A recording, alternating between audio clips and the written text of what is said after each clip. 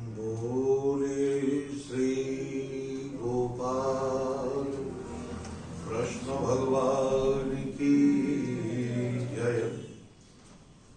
श्री गोपाल कृष्ण भगवान की जय। श्री वृंदावन धाम की जय। श्री वृंदावन धाम की जय। परम पूज्य श्री स्वामी जी महाराज की जय। परम पूज्य श्री स्वामी जी महाराज की जय। श्री कृपा विलास आश्रम की जय। श्री कृपा विलास आश्रम की जय। सभी संत भगवंत की जय। श्रीमद् भागवत महापुराण की जय।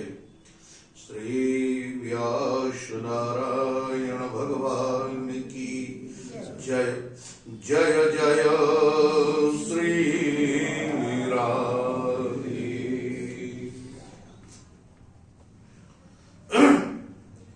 अहर्निश वंदनी नित्य प्रतिव्रता स्मरणीय परम पूज्य श्री सद्गुरुदेव भगवान के युगल पाद पद्मों में साष्टांग प्रणाम। प्रातः स्मरणीय परम पूज्य महाराज श्री के युगल पाद पद्मों में साष्टांग प्रणाम। समुपस्थित विराजमान व्यक्त अव्यक्त रूप से सभी संत एवं भगवत भक्तों के युगल पाद पद्मों में साष्टांग प्रणाम। भगवत कथानुरागी सज्जनों एवं वात्सल्य रस की प्रतिमूर्ति भगवती मातृ शक्ति अकारण करुणा वरुणालय परात्पर परब्रह्म परमेश्वर जगद नियंता जगदाधार जगदीश्वर भगवान की अहेतु की कृपा का फल है कि हम सब लोग दिव्याति दिव्य मधुराति मधुर परम रसमय दिव्य तेजोमय चिन्मय धाम श्री वृंदावन में प्रातः स्मरणीय परम पूज्य महाराज श्री की छो छान से भरा हुआ यह कृपा विलास प्रांगण इसमें प्रवेश कर उनकी ही गोद में बैठकर उनके बाके आराध्य गोपाल कृष्ण भगवान की वाङ्मयी प्रतिमूर्ति श्रीमद् भागवत महापुराण का नित्य स्वाध्याय के माध्यम से सत्संग लाभ प्राप्त कर रहे हैं। आइए हम अपने कथा के प्रसंग पर प्रवेश करते मन को लेकर चलते हैं थोड़ा मानस के तरफ। नारायण आप देखेंगे मानस में भगवान राघवेंद्र सरकार मां भगवती सबरी माता को भक्ति का उपदेश करते हैं। यह उपदेश एक ऐसा दिव्य उपदेश है कि जिसमें माता सबरी भक्ति के विषय में कोई प्रश्न नहीं करती। मानस उठा के देख लीजिए। लेकिन भगवान कहते हैं नवधा भगति कहूं तो ही पाही सावधान श्रृणु धरी मन माही। यह जो भक्ति का प्रसंग है, भक्ति माने समर्पण, भक्ति माने प्रेम पूर्वक समर्पण। एक समर्पण वो है जबरदस्ती अधीनता स्वीकार की जाती, उसको समर्पण नहीं कहते, वो गुलामी है, मजबूरी है। लेकिन एक वो है जहां हृदय अपने आप झुक जाता है, मन करता है कि हम इनकी सेवा करें, हम इनके पास बैठे, हम इनसे बातचीत करें, हम इनसे सुने, कुछ नहीं हो, कुछ नहीं तो कुछ बात हमसे कुछ कह दे। ये स्वाभाविक जो प्रेम है, इस प्रेम का जो नाम है वह है समर्पण। लेकिन वो स्वाभाविक समर्पण, किसी मजबूरी के नहीं, अब वो तो करना ही पड़ेगा, इसके अलावा तो और कोई साधन ही नहीं, ऐसे नहीं। लेकिन भगवान इसके साथ जब नवधा भक्ति कहते, देखिए श्री रामचरित मानस में 2 बार भक्ति का उपदेश हुआ। एक नवधा भक्ति 2 बार कही गई है रामचरित मानस में, एक तो सबरी को और एक भगवान राम ने लखन लाल जी को। आप सोचें, नवधा भक्ति जो कहा गया है, हाँ महाराज,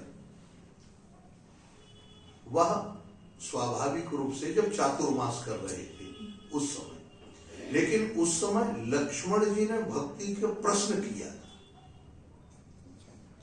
तो उस भक्ति में और इस भक्ति में, सबरी की भक्ति में क्या अंतर है?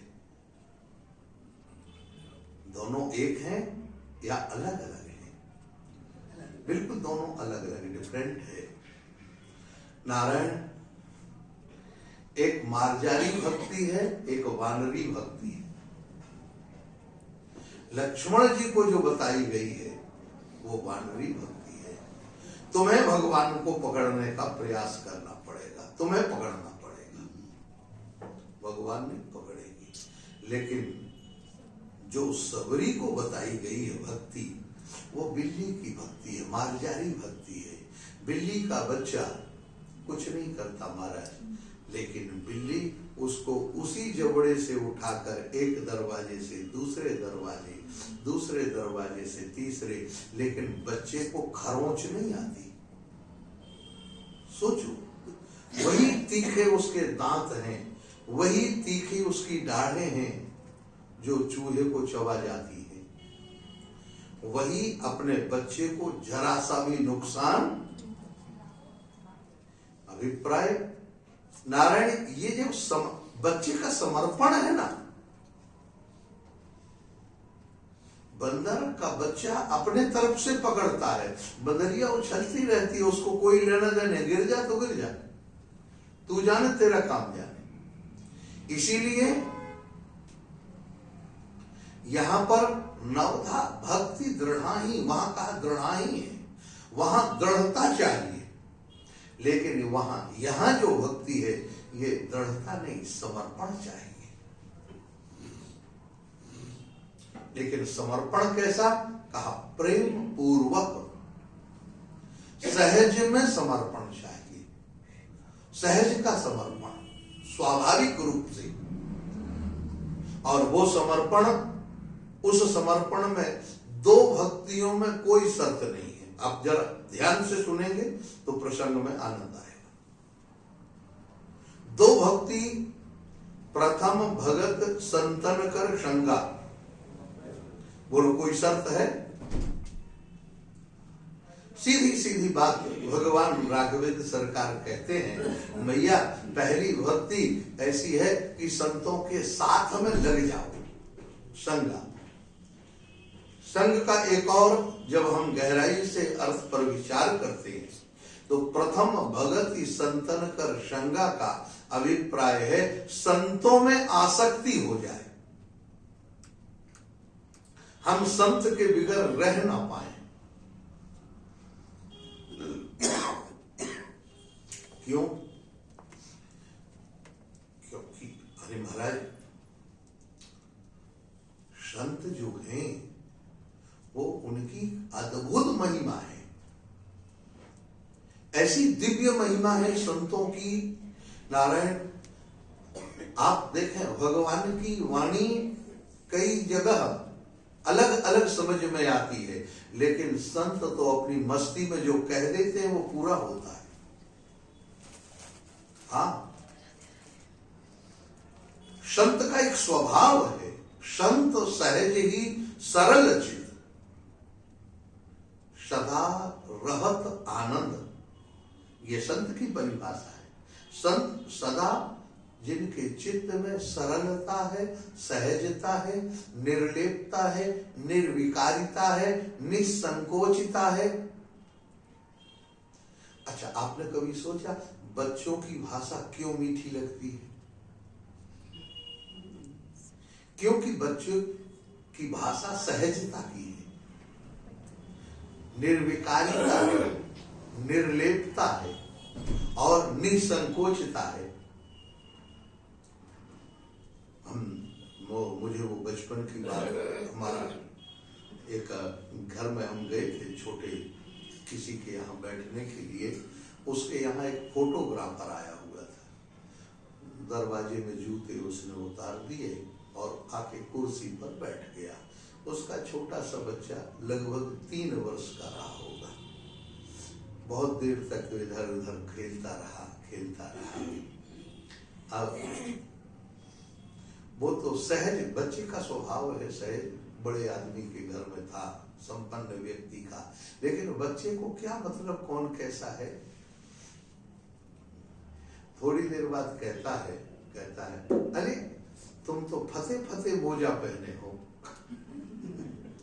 अब उसको इतना संकोच हुआ। अब सोचिए जरा, बात बहुत सहजता की है, तुम्हारे मोजे फटे हैं। जैसे थे बेचारे के पास पहन के सीधा चला है, लेकिन उस बच्चे के मन में क्या, अगर कोई बड़ा बुजुर्ग कहता क्या यार कैसे मुझे पहन, वैसे पहन के आना चाहिए, तो संकोच होता।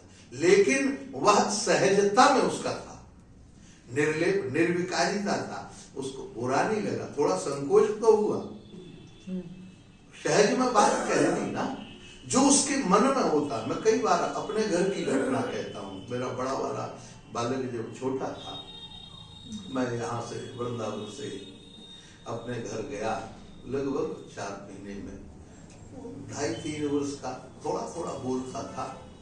देखा पट्टी लगी थी, यहाँ भी घोंटू भी छिले हुए थे, गिर गया था यहाँ भी। कहा क्यों भाई, क्या बात है? कहा पापा जी गिर गए थे हम। कहा क्यों गिर गए, तुम्हें तो बहुत दर्द हुआ होगा। कहा हाँ दर्द हुआ था। तो तुम रोए होगे? कहा नहीं, हम बिल्कुल नहीं रोए। कहा क्यों? कहा वहां कोई नहीं था।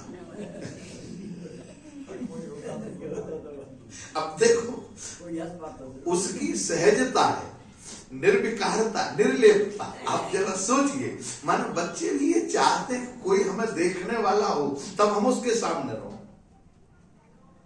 इसका सीधा अर्थ क्या है? नारायण, आप ये समझें, आप अपना अगर जगत के सामने दुखड़ा रोएंगे, ये देखने वाला नहीं है, लेकिन वही दुखड़ा अगर जगदीश के सामने निवेदन कर देंगे तो वो तुम्हारा देखने वाला आ जाएगा। इसलिए समर्पण में सहजता होनी चाहिए,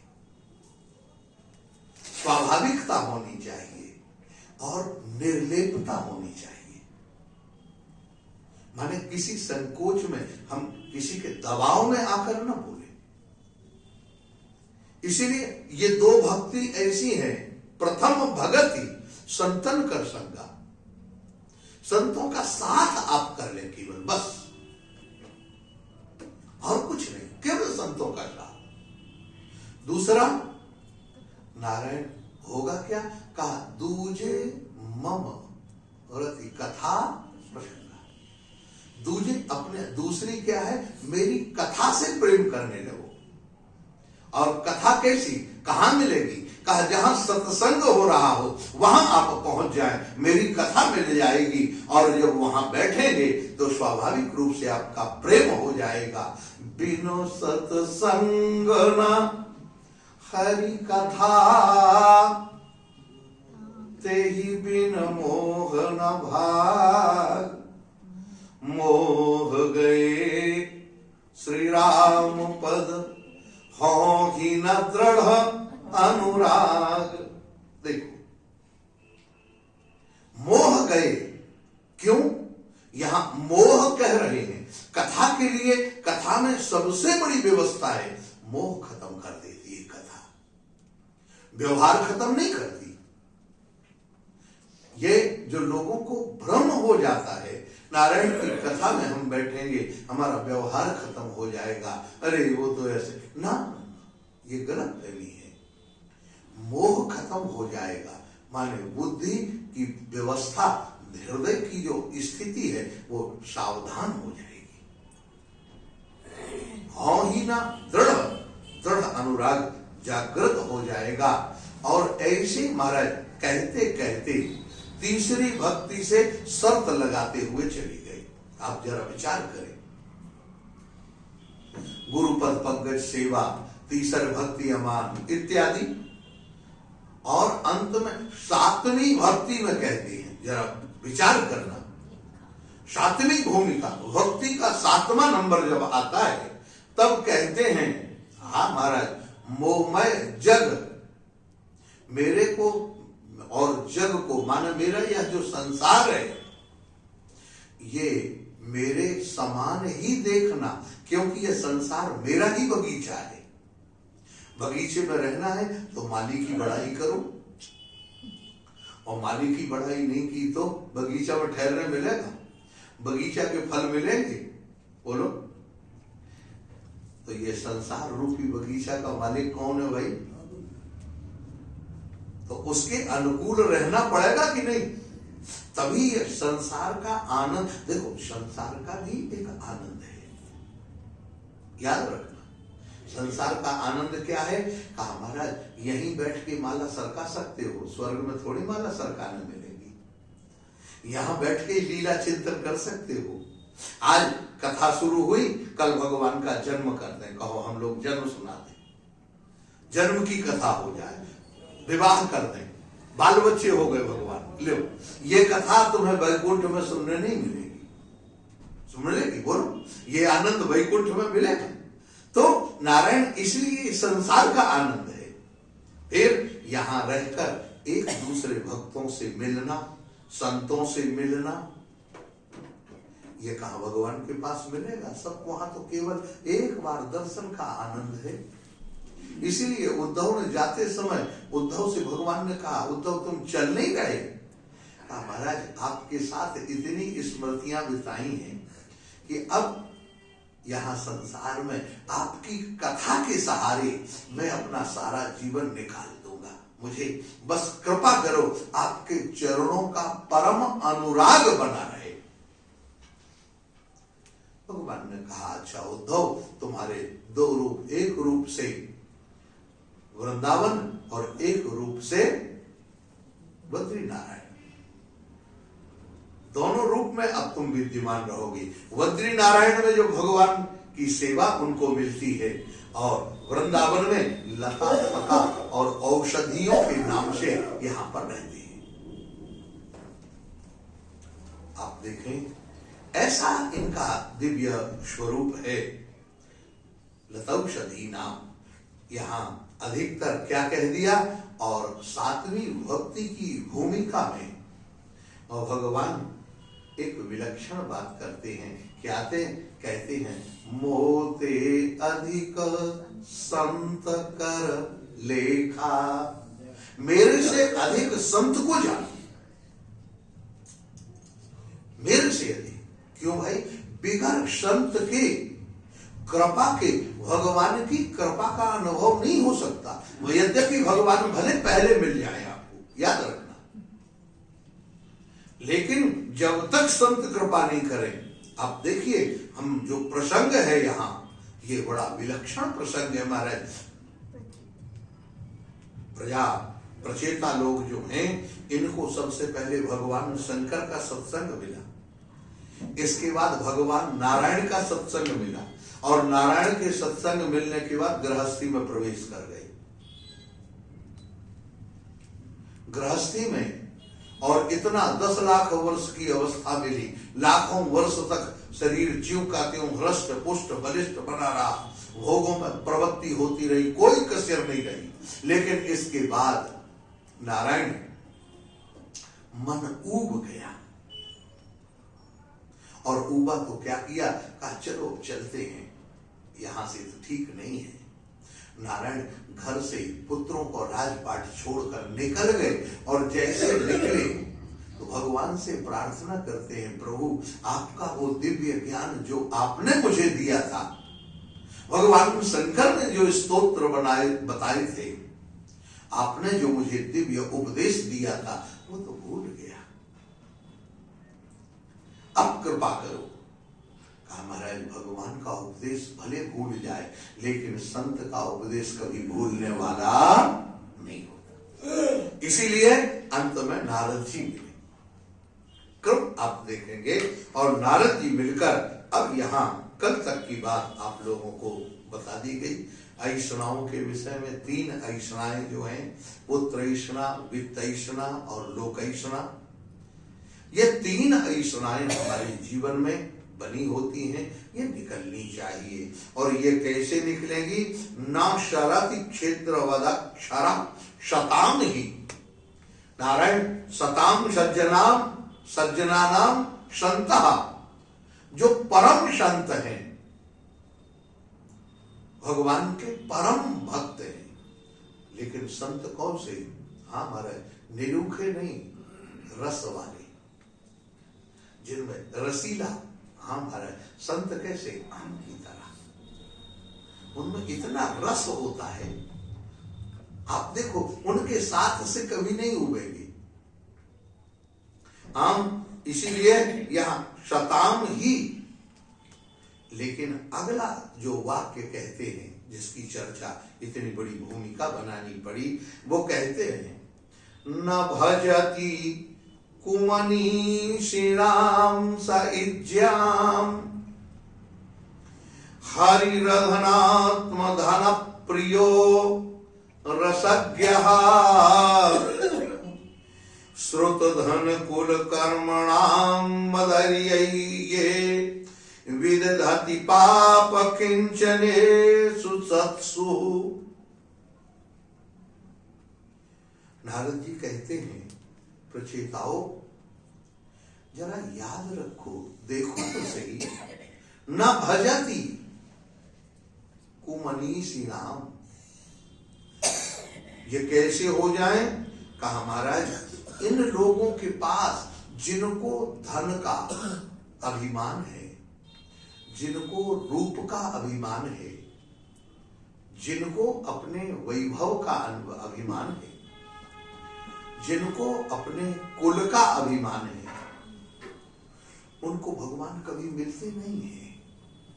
ना भजती, उनसे कभी भजन हो नहीं सकता। क्यों? भजन किया नहीं जाता, हो जाता है महाराज। आप जानते भजन कैसे?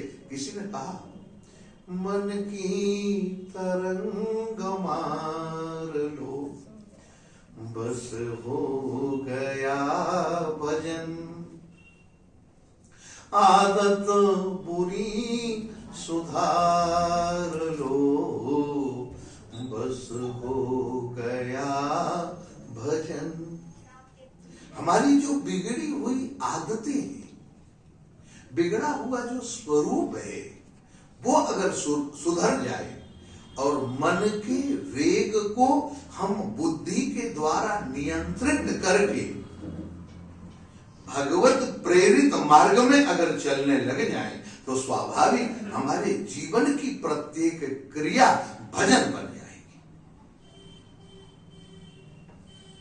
वो क्रिया भजन बनते हुए फिर देर लगने वाली नहीं है। इसीलिए मन की तरंग मार्ग, हमें मन को सुधारना है।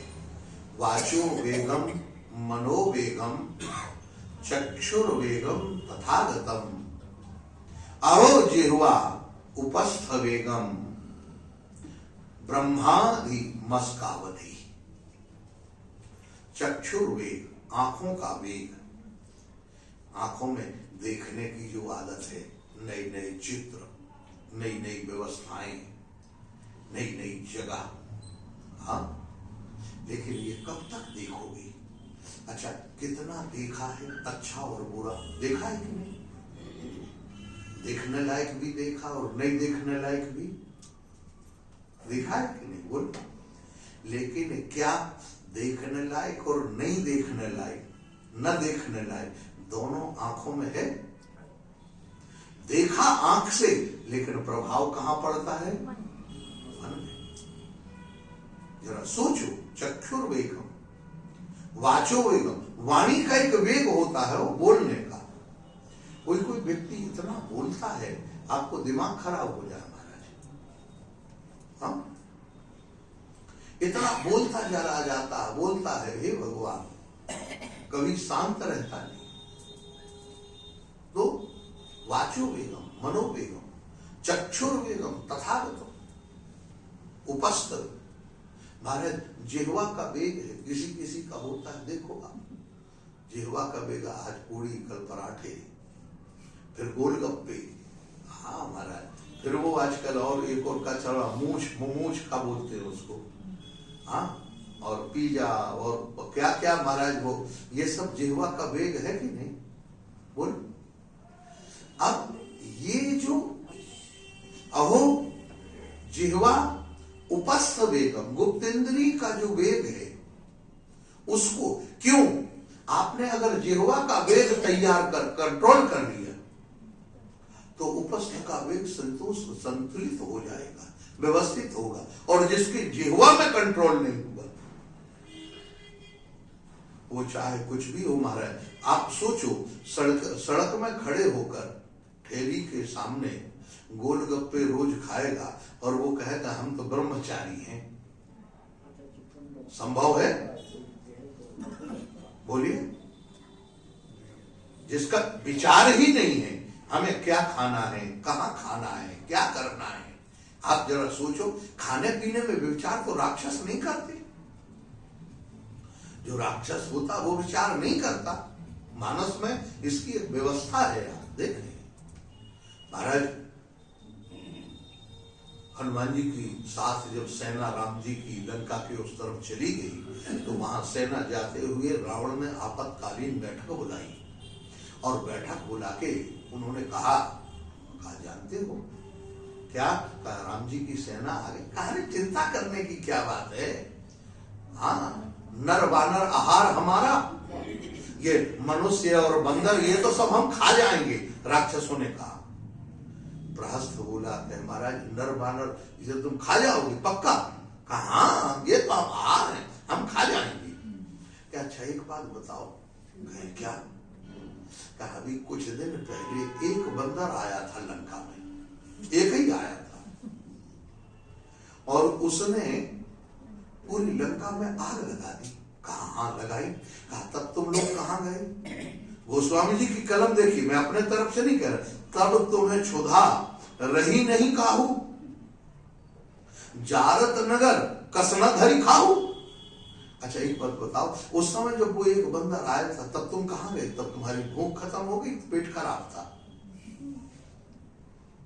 तब तुम्हें क्षुधा, तुम्हारी भूख कहां चली गई थी उस समय? एक बंदर को तो खा नहीं पाए, अब पद्म 18 यूथव बंदर, इनको तुम खाने की बात कर रहे हो। प्रहस्त बोला, कहा महाराज रावण का बेटा प्रहस्त, उसने पिता से कहा महाराज ये सब चापलूस लोग हैं, इनकी बात मत सुनिए, अपमान। तो आप ये सोचिए, हम बातें बड़ी बड़ी बनाने से खा तो जाओगे, खाने के लिए कोई बात नहीं, लेकिन खाने में विचार तो करो, क्या खाना है क्या नहीं खाना।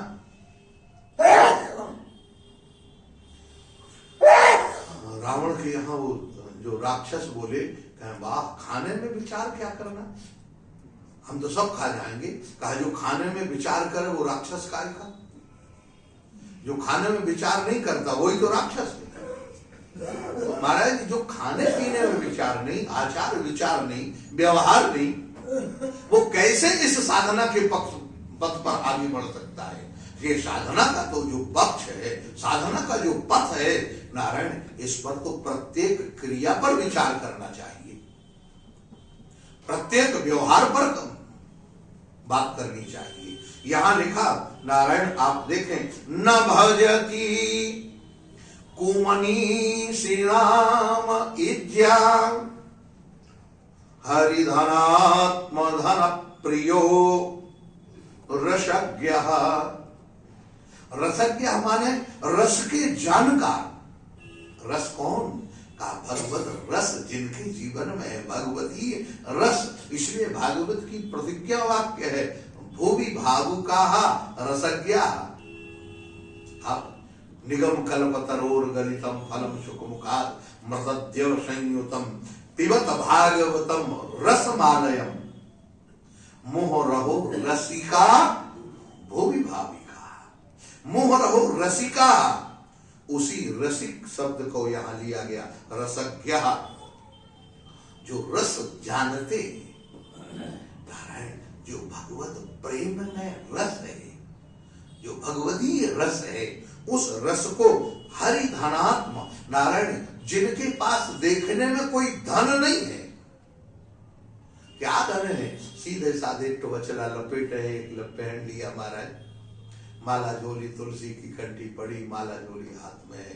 हाँ महाराज श्री कृष्ण गोविंद हरि मुरारी हरे राम कर रहे। लेकिन जरा उनसे पूछो कि उनके जीवन में कितना आनंद है। ठाकुर जी एक बार प्रकट होके स्वामी हरिदास जी से बोले,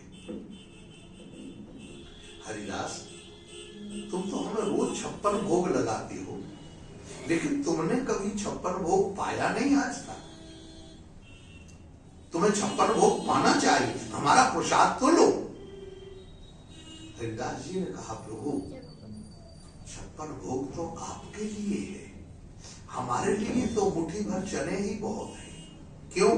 कहा हमको 56 भोग पचाने की ताकत नहीं है।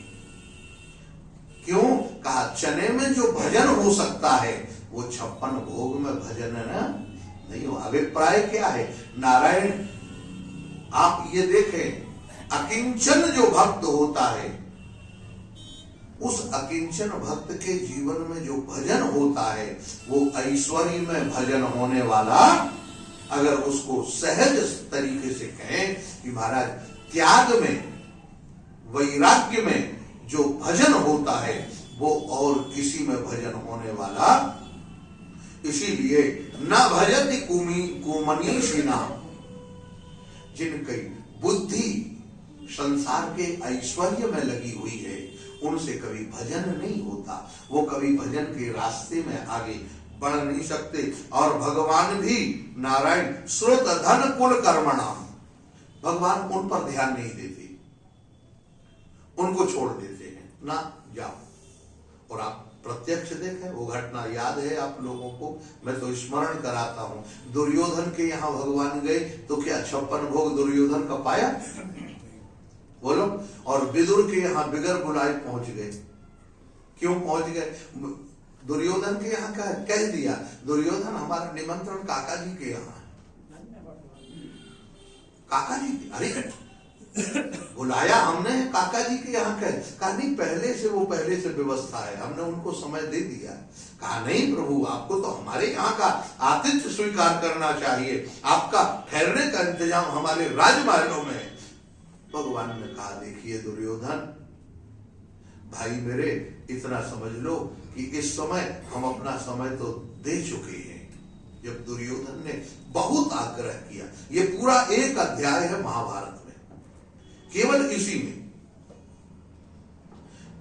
बहुत आग्रह किया, तो भगवान ने कहा कि दुर्योधन सच्ची बात तो यह है, भोजन 2 परिस्थिति में होता है। एक प्रेम का भोजन होता है, एक आपद भोजन होता है। आपद का मतलब है हमारे जीवन में कोई महान कष्ट हो, कई दिनों से भोजन ना मिला हो, भूख से मर रहे हो, किसी भी तरह तो भोजन मिल जाए, जान की रक्षा हो जाए, ऐसे में कैसे भी मिले शरीर को रखने के लिए भोजन कर लेना चाहिए। और दूसरा, कितने भी गले तक भरा हुआ है, बिल्कुल हिम्मत नहीं है, लेकिन कोई अत्यंत प्रेमी है, नहीं हमारे यहाँ तो आपको लेना पड़ेगा, नारायण कुछ ना कुछ, वो एक गिलास लेकर पानी पी लेगा, भैया इतनी जगह है, इससे ज्यादा नहीं है, लेकिन खा लेगा। तो इसी तरह से तुम में हम में कोई आफत आई नहीं है और तुम में कोई प्रेम है नहीं। साफ साफ है, भगवान ने बिल्कुल साफ कहा, हम पे कोई ऐसी गाजगिरी नहीं है, आफत है नहीं कि हम भूख से मर रहे हो, हमारी जान निकल रही हो, और तुम में इतना प्रेम नहीं है कि हम तुम्हारा भोजन करें। इसलिए यहां कहा श्रुत धन कुल कर्मणा, श्रुत विपरीत, श्रुति माने वेदानुकूल आचरण जिन संतों का होता है और जो अपने धर्म पर अडिग रहते हैं, और धर्म पर अडिग रहने के बाद भी नारायण विदधति पापम अकिंचनेश, नारायण जो पग पग पर सावधान रहकर अकिंचन है, ऐसे भगवान लक्ष्मी को छोड़कर उन संतों के पीछे चल देते हैं। कौड़ी रखे न पास में, मांगत में सकुचाए, तिन कर पीछे हरि फिरे, क्यों कहीं भूखे ना रह जाए।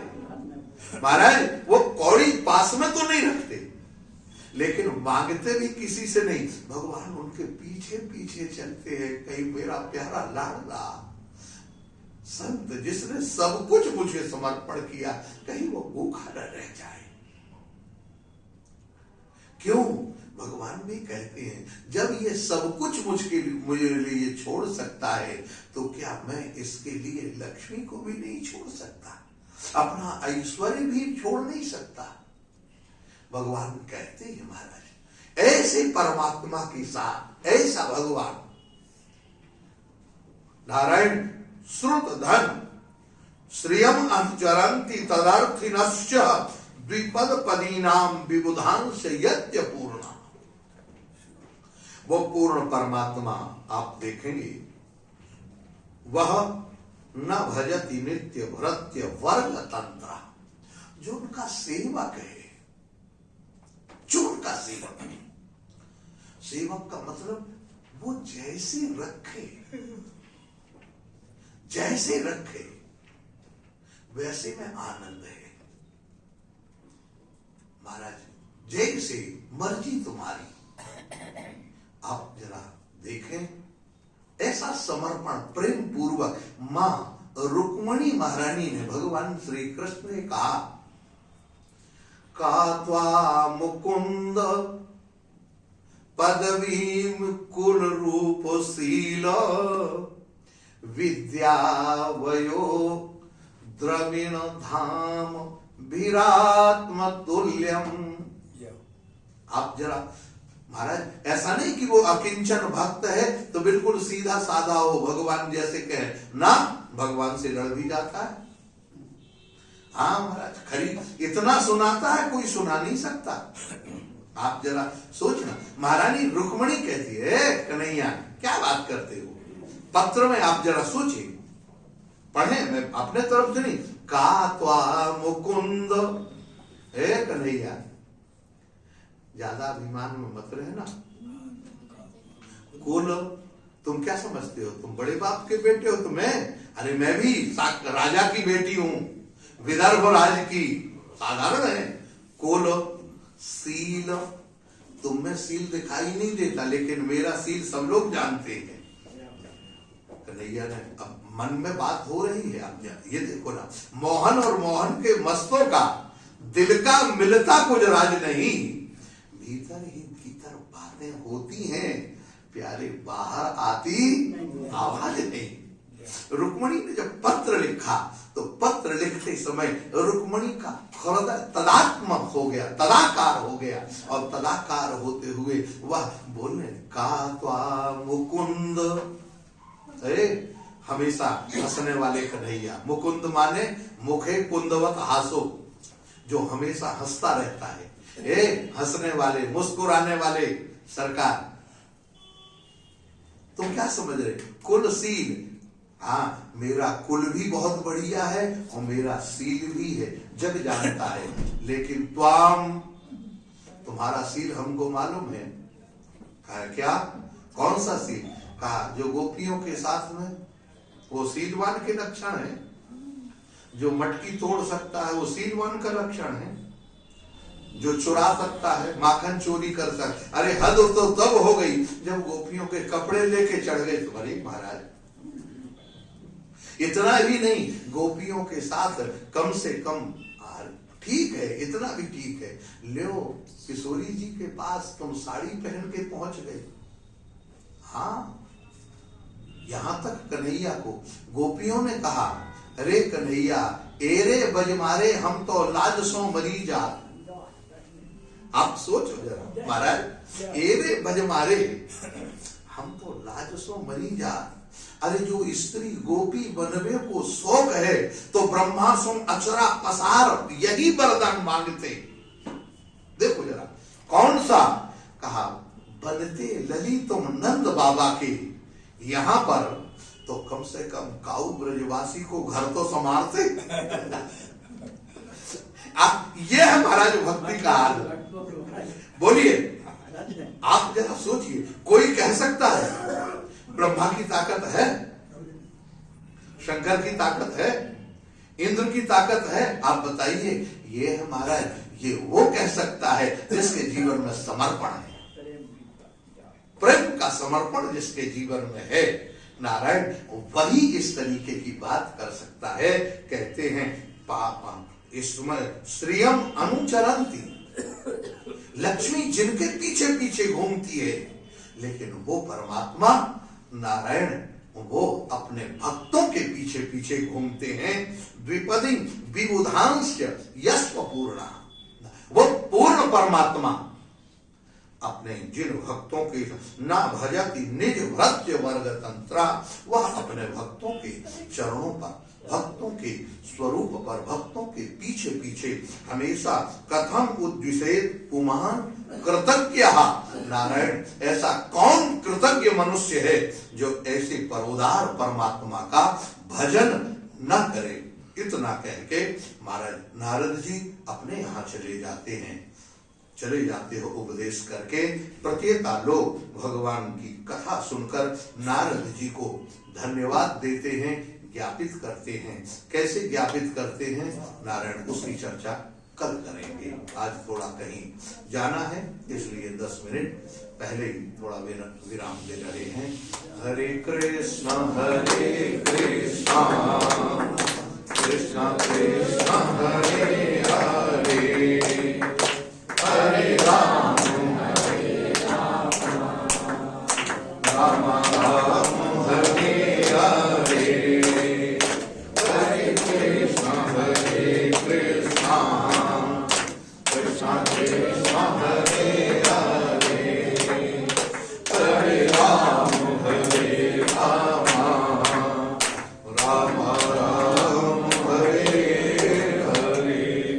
बोलिए गोपाल कृष्ण भगवान की जय, श्री वृंदावन धाम की जय, परम पूज्य श्री स्वामी जी महाराज की जय, श्री कृपा विराज आश्रम की जय, श्रीमद्भागवत महापुराण की जय, सभी संत भगवंत की जय, जय जय श्री राधे। नारायण सभी लोग जो जहाँ हैं वहीं से परम पूज्य महाराज श्री को